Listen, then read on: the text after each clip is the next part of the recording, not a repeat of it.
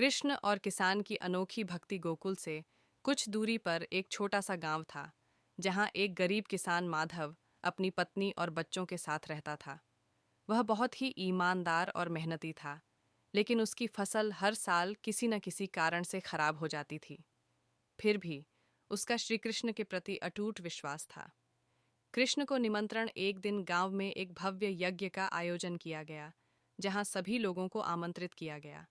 माधव भी वहां पहुंचा, लेकिन जब उसने देखा कि धनी लोग ही मुख्य अतिथि के रूप में पूजा में शामिल हो रहे हैं, तो उसे दुख हुआ। उसने सोचा, अगर मैं गरीब हूं तो क्या हुआ, मैं अपने भगवान श्री कृष्ण को अपने घर आमंत्रित करूंगा। उसने प्रेम पूर्वक एक छोटी पोटली में अपने खेत की कुछ ताज़ी मूंगफली और गुड़ बांधा और हाथ जोड़कर कृष्ण से प्रार्थना करने लगा, हे कान्हा, मैं बहुत गरीब हूँ, लेकिन मेरी भक्ति सच्ची है। कृपया मेरे घर आकर इसे स्वीकार करें। कृष्ण का आगमन शाम होते ही माधव अपने छोटे से झोपड़ी में बैठा भगवान कृष्ण के आने की प्रतीक्षा कर रहा था। तभी अचानक दरवाजे पर हल्की सी आहट हुई। जब माधव ने दरवाज़ा खोला तो उसने देखा कि सामने एक सुंदर नील वर्ण बालक खड़ा है, जिसकी आंखें प्रेम और करुणा से भरी थीं। वह और कोई नहीं, स्वयं श्री कृष्ण थे। माधव खुशी से भाव विभोर हो गया।